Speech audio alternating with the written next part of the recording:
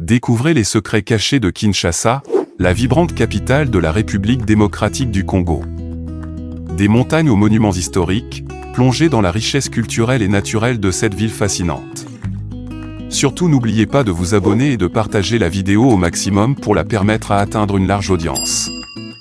C'est parti, numéro 10, Mavale, la vallée de l'Ansele, située près de Kinshasa, est un endroit touristique fascinant. Voici quelques informations à son sujet. Lac Mavale. Le lac Mavale se trouve au mont Gafula, dans le quartier de Kimwanza. Non loin de là, vous trouverez le sanctuaire des bonobos appelé Lolaya Bonobo et les chutes de la Lukaya.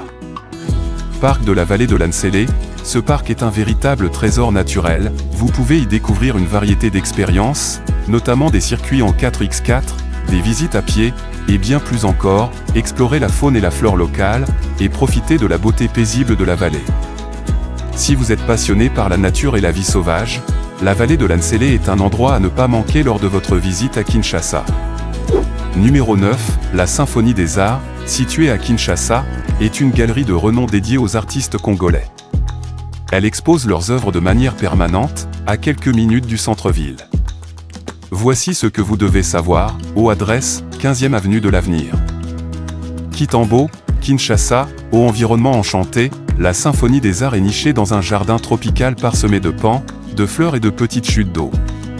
C'est un lieu propice à la flânerie artistique, œuvres exposées, où la galerie rassemble des peintures et des sculptures en céramique, bronze et bois, où vous y trouverez également divers objets d'art. Depuis plus de 50 ans, elle met en lumière le talent des artistes congolais. Si vous êtes passionné d'art et de culture, une visite à la Symphonie des Arts est un incontournable lors de votre séjour à Kinshasa. Numéro 8, le Musée national de la République démocratique du Congo est un musée situé à Kinshasa, la capitale de la République démocratique du Congo. Il est dédié à l'histoire culturelle des nombreux groupes ethniques et aux époques historiques du pays. Voici quelques informations intéressantes à son sujet. Histoire, le projet d'un musée national pour le Congo remonte aux années 1970, à l'époque du président Mobutu. Après avoir reçu en 1968 le président sénégalais Léopold Sédar Senghor, qui souhaitait découvrir le musée et l'art congolais, Mobutu a voulu doter le Zaïre d'un musée national. Un accord de collaboration a été conclu avec le Musée royal de l'Afrique centrale en Belgique pour la création de l'Institut des musées nationaux du Congo, IMNC. Cependant, en raison de difficultés financières, les fonds nécessaires à la construction du musée n'ont pas été débloqués, et les projets ont été abandonnés. Capacité d'accueil, le musée peut accueillir jusqu'à 12 000 objets. Environnement, il est situé dans un jardin tropical agrémenté de pans, de fleurs et de petites chutes d'eau, créant une atmosphère propice à la découverte artistique. Si vous êtes passionné par l'histoire et la culture, je vous encourage vivement à visiter le Musée national de la République démocratique du Congo lors de votre séjour à Kinshasa. Numéro 7, Texaf de Bilembo. L'espace Texaf Bilembo est un lieu culturel et éducatif atypique situé à Kinshasa, en République démocratique du Congo. Voici ce que vous devez savoir à son sujet. L'espace Texaf Bilembo a été inauguré le 4 novembre 2013 dans un bâtiment d'usine textile désaffecté de plus de 1000 m², ou imaginé par Chantal Tombou, historienne de l'art spécialisée en art africain, et Alain Huard, écrivain photographe amoureux du Congo. Cet espace a pour vocation d'initier les publics au patrimoine naturel et culturel de la RDC. La société Texaf est le fondateur et principal mécène de Texaf Bilembo, sans qui cet espace culturel de référence n'aurait pu exister. Texaf soutient également les visites d'écoles et permet à l'équipe éducative de dispenser chaque année 6000 ateliers pédagogiques aux élèves des établissements scolaires partenaires. Si vous êtes passionné par la culture, l'art et l'éducation, une visite à Texaf Bilembo est vivement recommandée lors de votre séjour à Kinshasa. Numéro 6, Académie des Beaux-Arts RTS. L'Académie des Beaux-Arts de Kinshasa est une institution prestigieuse qui cultive l'expression artistique et la créativité au cœur de la République démocratique du Congo. Voici quelques informations importantes à son sujet. L'Académie est une émanation de l'école Saint-Luc de Gombe-Matadi, créée en 1943 dans la province du Congo central par le révérend frère Marc Stanislas Walenda, un missionnaire belge de la congrégation des frères des écoles chrétiennes. Depuis sa fondation, elle a joué un rôle essentiel dans la formation d'artistes talentueux et dans la promotion des arts visuels en Afrique. Pour plus d'informations, vous pouvez visiter le site officiel de l'Académie des Beaux-Arts de Kinshasa, numéro 5. Le Casino Salut à Kinshasa est un lieu de divertissement prisé, offrant une expérience de jeu et de détente aux habitants et aux visiteurs. Voici ce que vous devez savoir à son sujet. Description: le Casino Salut est considéré comme le meilleur casino de Kinshasa. Il propose une variété de jeux de hasard, dont la roulette, le baccarat, les machines à sous, le poker et le blackjack. Les amateurs de jeux de table et de machines à sous y trouveront leur bonheur. Numéro 4. Les Serpents du Congo à Kinshasa est un lieu fascinant qui attire les amateurs de reptiles et les curieux. Voici ce que vous devez savoir à son sujet. Description: les Serpents du Congo est un centre spécialisé dans les serpents situé à environ 28 km du centre.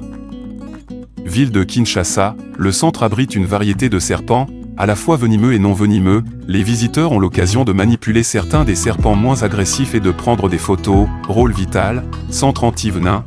Les Serpents du Congo jouent un rôle essentiel en tant que centre de production d'antivenin pour la région de Kinshasa. Il fournit l'antivenin nécessaire pour traiter les morsures de serpents venimeux. Numéro 3. La cathédrale du Congo. La cathédrale Notre-Dame du Congo, ou simplement la cathédrale de Kinshasa, est un édifice religieux de l'Église catholique situé sur l'avenue de la Libération, anciennement également appelée avenue du 24 novembre, dans la ville de Kinshasa. La capitale est la plus grande ville de la République démocratique du Congo. Voici quelques informations importantes à son sujet. Historique: la cathédrale a été construite en 1947, à une époque où le pays était encore appelé le Congo belge, sous le régime colonial de la Belgique. Pendant le gouvernement de Mobutu, la structure était également appelée la cathédrale Notre-Dame de Linwala, en référence à l'endroit où se trouve le temple. La cathédrale est située sur l'avenue de la Libération, au cœur de Kinshasa. Elle est un symbole de la foi catholique dans la région et un lieu de rassemblement pour les fidèles. La cathédrale Notre-Dame du Congo est un lieu de culte et d'importance historique, témoignant de la richesse culturelle et religieuse de la République démocratique du Congo. Numéro 2. Le fleuve Congo. Le fleuve Congo, également appelé Zaïre, est un cours d'eau majeur en Afrique centrale. Voici quelques informations à son sujet. Longueur: le Congo s'étend sur environ 4700 km, ce qui en fait le 8e plus long fleuve du monde. Cependant, en termes de débit, il est le deuxième après l'Amazone, avec un maximum de 80 832 mètres cubes par seconde. Source: le fleuve prend sa source sur les hauts plateaux à la limite de l'Afrique.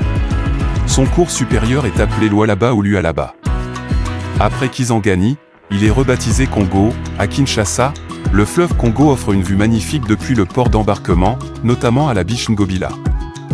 Il est un élément essentiel de la vie quotidienne et de l'économie dans cette région.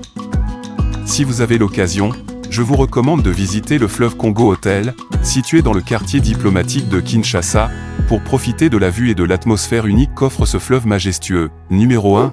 Le mont Mangengenge est une montagne de la République démocratique du Congo, située au sud-est de Kinshasa, à environ 10 km au sud de l'aéroport international de Njili.